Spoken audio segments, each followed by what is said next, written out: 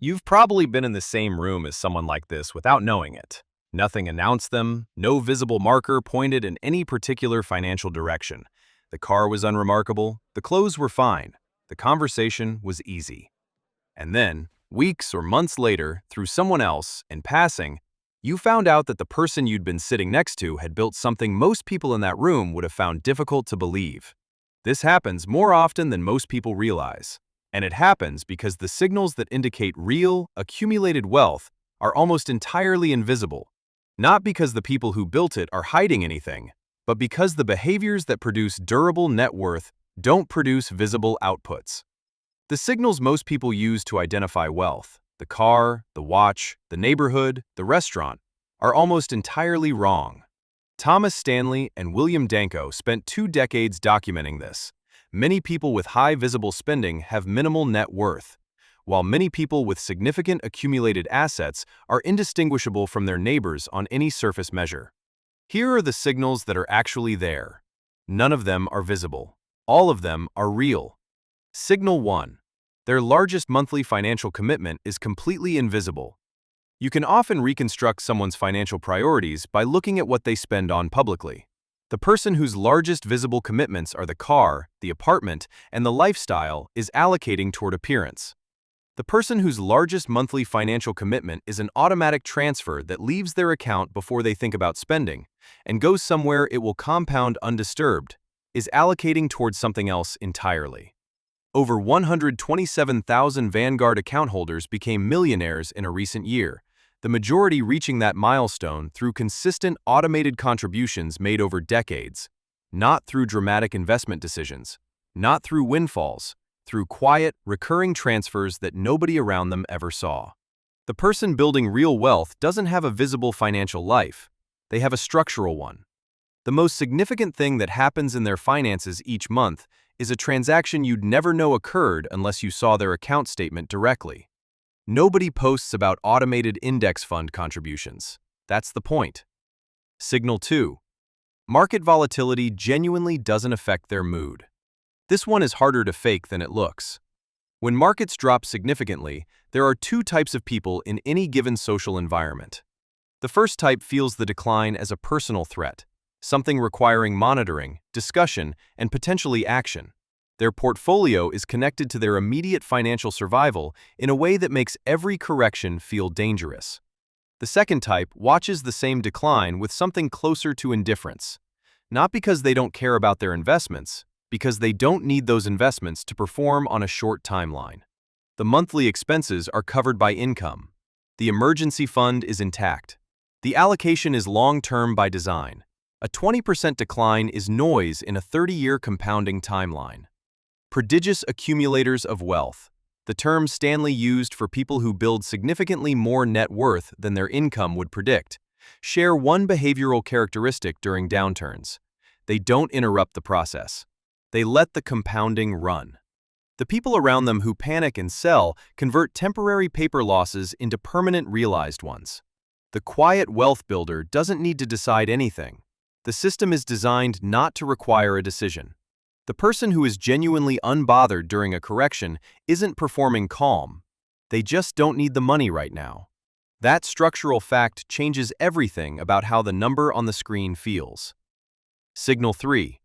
They already made most of their financial decisions. Most people are making financial decisions continuously, every month, every paycheck, every potential upgrade evaluated against current circumstances.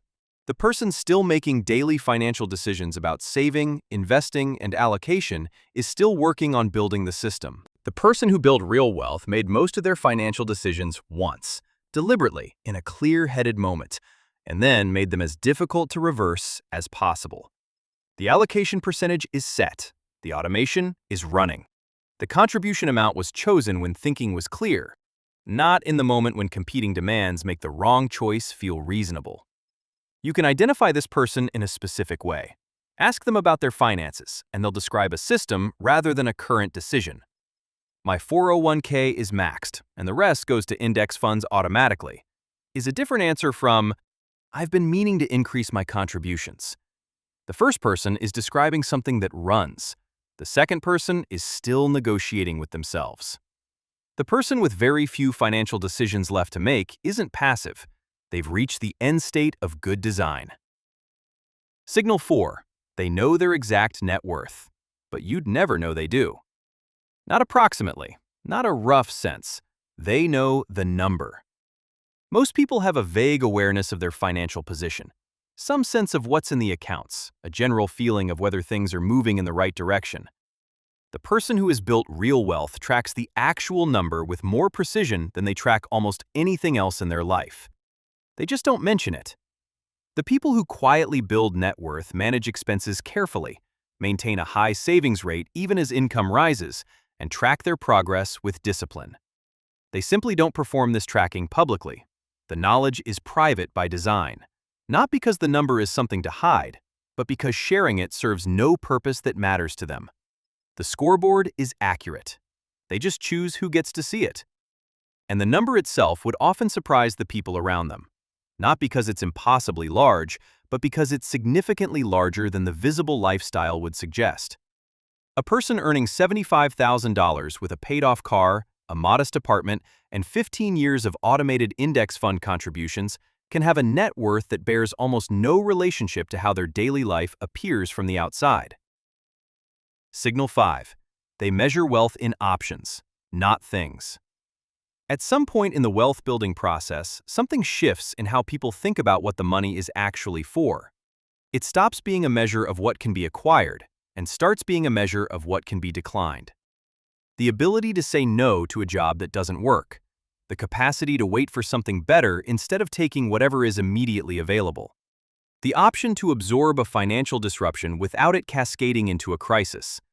The freedom to make a decision based on what it's worth rather than what it costs right now. The Millionaire Next Door documented that the defining characteristic of the people who built the most significant net worth wasn't their spending level or their income level. It was their relationship to financial independence as a goal in itself, prioritized over visible status, over lifestyle signaling, over the social markers that most people are unconsciously optimizing for. The person who has built real wealth doesn't talk about their net worth. They talk, if they talk at all, about having options, about not being locked in, about being in a position to make a choice when a choice presents itself. That orientation, when you see it, is the clearest signal of all. Signal 6. Their financial decisions were made for a future self, not a current audience. Most financial decisions contain an audience. The car is visible. The apartment is where people come. The restaurant communicates something. The watch is seen. Even the vacation photographs. The person building real wealth made a specific shift, consciously or not, away from financial decisions as communication and toward financial decisions as architecture. The car isn't chosen for what it signals. It's chosen for what it costs and what the difference buys. The apartment isn't sized for what it implies about success. It's sized for what it costs and how much margin it preserves. The watch, if there is one, is either genuinely meaningful to the person or absent entirely. Research from behavioral economist Richard Thaler on mental accounting documents the mechanism. People who publicly establish a financial identity unconsciously begin filtering spending through the question, "Does this match who I said I am?" A question that costs money every time it's asked. The person who never established a visible financial standard doesn't pay this tax. They're not performing restraint. They simply optimized for a different audience, a future version of themselves who will have access to what the present version chose to build rather than display. Signal 7. The size of the emergency fund. This one is almost insultingly mundane, which is probably why it works as a signal. The person with a fully funded emergency fund, 3 to 6 months of expenses in liquid, accessible accounts, makes structurally different decisions than the person without one. Not because they're more disciplined, but because their decision-making environment is different. The person without a buffer makes every major financial decision under latent pressure. A car repair becomes a credit card balance. The credit card balance competes with the investment contribution. The investment contribution gets skipped. The compounding that should have happened doesn't. A single unexpected expense has disrupted a system that was built to run quietly in the background. The person with a fully funded emergency fund converted that same car repair into a mild inconvenience. The investment contribution ran as scheduled. The compounding continued.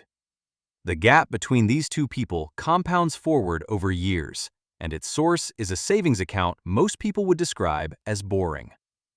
You can often detect the emergency fund indirectly. The person who has one makes decisions differently under pressure. They don't have the slightly reactive quality that comes from financial fragility.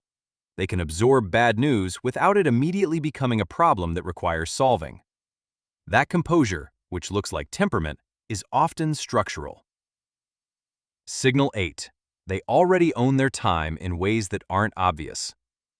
The end state of wealth, the thing all of the compounding and all of the automated allocation is ultimately building toward, is the ability to make decisions about time that aren't determined by financial pressure. The person who has built real wealth often doesn't look retired or even particularly free. They might have a job they chose, work they find meaningful, a schedule that looks ordinary from the outside. What's different is the degree of constraint. The obligation isn't the same kind of obligation. The stakes of the decision aren't the same stakes. Naval Ravikant described this with precision. The goal of financial independence isn't to stop working, it's to stop being forced to work. The distinction is invisible from the outside, but absolute from the inside. Two people can be doing the same work in the same building, and one of them is there by choice, while the other is there by necessity. From any external observation, they look identical. The person who has built something real often doesn't announce it. They don't need to. The optionality is already there, running quietly in the background, compounding alongside everything else. That's what quiet wealth actually looks like. Not a car, not a watch, not a neighborhood. A system that runs when nobody's watching. And the freedom it produces, which is invisible and private and entirely theirs.